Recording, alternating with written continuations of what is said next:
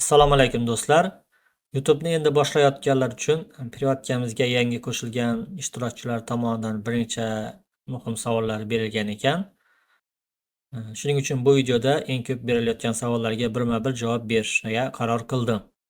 Eng ko'p berilayotgan savollardan biri bu kanalda mavzularni aralashtirish mumkinmi? Masalan, bir video horror yo'nalishida, keyingi video qutqaruv yo'nalishida, keyin yana xiyonat yoki boshqa turdagi hikoyalar bo'lsa bo'ladimi? Mening asosiy tavsiyam kanalda yo'nalishlarni aralashtirmaslik kerak. Agar siz kanalni horror yo'nalishida boshlagan bo'lsangiz, kanalni shu yo'nalishda davom ettiring. Agar qutqaruv mavzusida video boshlagan bo'lsangiz, keyingi videolar ham shu mavzuda bo'lishi kerak. Agar xiyonat yoki dramatik hikoyalar bo'lsa, kanal shu formatda davom etishi kerak. Buning asosiy sababi YouTube algoritmidir. YouTube sizga mos auditoriyani topish uchun ma'lum vaqt kerak bo'ladi. Algoritm avval videolaringizni turli odamlarga namoyish qiladi. Keyin esa qaysidir auditoriya ko'proq qiziqish bildirganini aniqlaydi. Agar siz har xil mavzuda video chiqaradigan bo'lsangiz, YouTube videolaringizni qaysi auditoriyaga ko'rsatishni tushunmay qoladi. Natijada videolaringiz turli odamlarga namoyish qilinadi. Lekin ularning ko'pchiligi videolaringizga qiziqmaydi. Chunki bu ularni qiziqishiga mos emas. Ular videoni bosib ko'rmaydi. Shu sababli namoyishlaringiz kamayadi. Bu esa oxir oqibatda videolaringizni auditoriyaga chiqmasligiga sabab bo'ladi. Shuning uchun YouTube'da birinchi qadam to'g'ri nisha tanlashdir. Buning uchun kamida 10 ta, 20 ta kanalni tahlil qilish kerak. Ular qanday mavzuda qilinadi, qanday preview qo'yadi, videolarning davomiyligi qanday, qaysi videolarga ko'proq ko'rish olgan, shularni tahlil qilib o'zingizga mos yo'nalishni topishingiz kerak. Men bu haqda sizlarga maxsus video darslik qilganman, kerakli tablitsani berganman, o'sha tablitsani to'ldirib, tahlil qilib o'zingizga xulosa qilib olishingiz kerak. Bu haqda albatta privatkada darslik bor. Shuni yana bir marta ko'rib chiqing. Lekin bu yerda yana bitta muhim jihat bor. Faqat yo'nalish tanlashni o'zi kifoya bo'lmaydi. O'sha yo'nalish ichida o'zingizga unikal uslubingizni topishingiz kerak. Masalan, qutqaruv mavzusida video qilayotgan bo'lsangiz, boshqalardan farq qiladigan detal qo'shing. Odamlar previewni ko'rib, bu boshqacha ekan deb o'ylashlari kerak. Chunki previewning asosiy vazifasi odamni videoga olib kirish.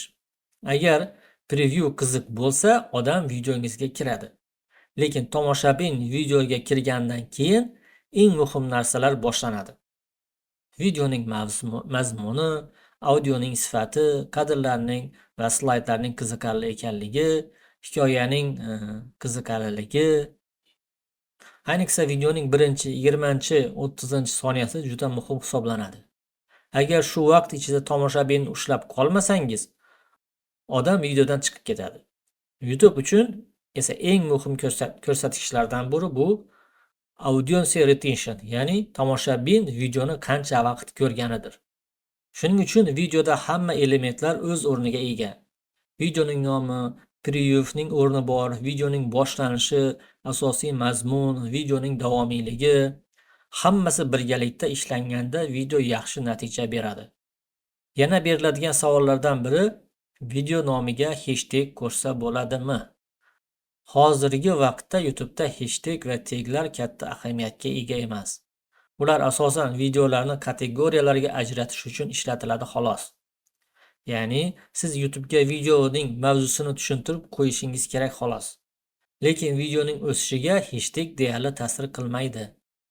Endi description, ya'ni videoga ta'rif haqida, описание haqida ko'p savollar beriladi.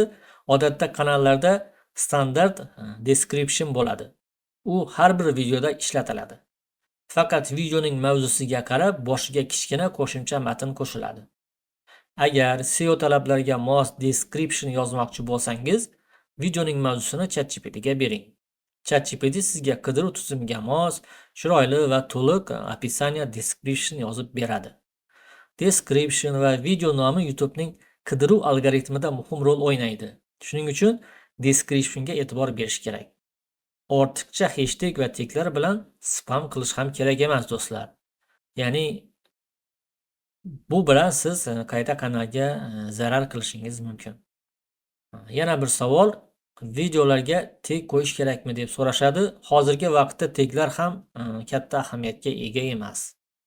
Agar tag qo'yadigan bo'lsangiz, videoni siz ma'lum bir kategoriyaga joylashtirgan bo'lasiz. Oldingi aytgan gapimdek, shuning uchun ko'pchilik hozir taglardan umuman foydalanmaydi.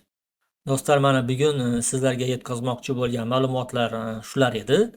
Agar bu ma'lumotlar sizlarga qandaydir foydali bo'lgan bo'lsa, albatta reaksiya bildirib, kanalni qo'llab-quvvatlashni unutmang. Hammangizga omad tilayman. Sog' salomat bo'ling.